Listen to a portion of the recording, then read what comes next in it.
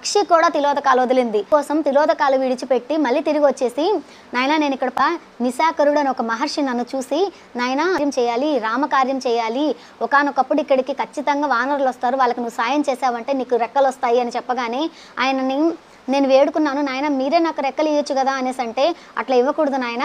అని నేను ఇక్కడ ఉండగా నా కొడుకు రోజు నా కోసం భోజనం తీసుకొచ్చేవాడు ఒకరోజు ఆలస్యం అవ్వగా ఎందుకు ఆలస్యమైందంటే ఒక నల్లటి మినపరాసులాగా ఒక రాక్షసుడు ఒక స్త్రీని అపహరించి తీసుకెళ్ళిపోతూ ఉండగా నేను అడ్డుపడగానే నువ్వు పక్క రిక్వెస్ట్ చేశాడు ఆ రిక్వెస్ట్కి సరే నేను పక్కకు వచ్చేసేటప్పటికి నా దగ్గర కొంతమంది మహర్షులు వచ్చి ఒరే బతికిపోయే పోరా నిజంగా నీకు ఈ భూమి మీద నూకలు ఉన్నాయిరా అని చెప్పారు ఎందుకనేసి అంటే ఆయనే రావణాసురుడు అంట ఆమె రాముడు భార్య అంట అని చెప్పగానే నేను కోప్పడ్డాను రామకార్యానికి ఉపయోగపడలేదు నువ్వు ఖచ్చితంగా నువ్వు యుద్ధం చేసి ఉండాల్సిందని చెప్పాను నాకా రెక్కలు లేవు లేదంటే నేనే ఖచ్చితంగా యుద్ధానికి వచ్చేవాడిని అని చెప్పి నాకు దీర్ఘ దృష్టి ఉంది కాబట్టి నేను ఇక్కడి నుంచే చూసి చెప్తున్నాను లంకలో సీత ఉంది సీత చుట్టూ కొంతమంది రాక్షసులు కాపలాగా ఉన్నారు అని చెప్పి క్లుప్త వివరిస్తూ ఉండంగానే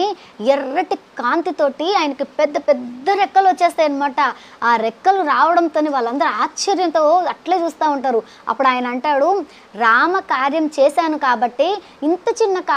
చిన్న సాయం చేసినందుకే నాకు రెక్కలు వచ్చాయి కాబట్టి రామకార్యంలో మీరు వెనకడుగు వేయకండి ఖచ్చితంగా మీరు సీతను చూస్తారు ఇప్పటికీ నాకు రెక్కలు వచ్చేసాయి కదా నా శక్తి ఎలా ఉందో చూసుకుంటానని చెప్పి సర్రంటే ఎగిరిపోతాడు అనమాట అందుకోసమనే ఆ మహర్షి ఈయనకి రెక్కలు ఇవ్వలేదు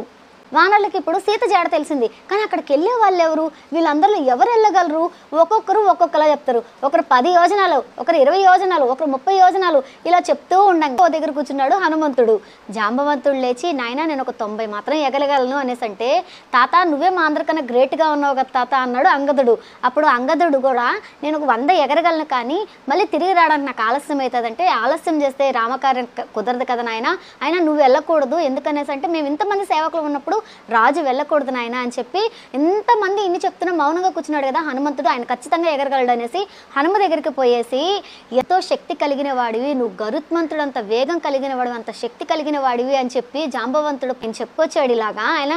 హనుమంతుడు వృత్తాంతం తెలియకుండా ఎవరికైనా ఉంటుందా ఏదో నా పిచ్చి ఈ అమ్మ అంజనాదేవి అప్సరస అయి ఉండి భూలోకంలోకి వచ్చి నీకు జన్మనిచ్చింది నాయన నీ తండ్రి కేసరి ఎంతో గొప్పవారు అమ్మ అంజనాదేవి అంజనా పర్వతం పైన తపస్సు చేస్తూ ఉండగా రుద్రవీర్యాన్ని తీసుకువచ్చిలో వేశాడు వైశాఖ మాసంలో కృష్ణపక్షంలో దశమి నాడు నీవు జన్మించావు నాయన 5 రోజులు బిడ్డగా ఉన్నప్పుడే నీకు ఆకలి చాలా ఎక్కువ 6వ రోజులు అడుగు పెడుతూ ఉండగా అప్పుడే ఉదయిస్తున్న సూర్యుడిని చూసి అదొక పండు అనుకుని దాన్ని తినడానికి నువ్వు సూర్యమండలానికి ఎగిరిపోయావు అక్కడ నిన్ను వజ్రాయుధంతో ఇంద్రుడు కొట్టగా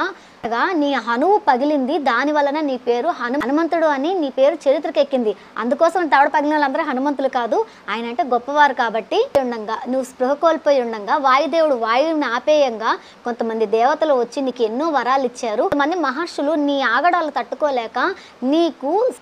నీకు తాత్కాలికంగా శక్తిని మర్చిపోయే శాపం ఇచ్చారని విస్తీర్ణం కలిగిన సముద్రాన్ని చిటికలో దాటగలవు అని చెప్తూ ఉండగానే భూమి ఆకాశాలు నిండిపోయి అంత ఎదిగిపోయాడు హనుమంతుడు ఆ హనుమంతుడు అక్కడి నుంచి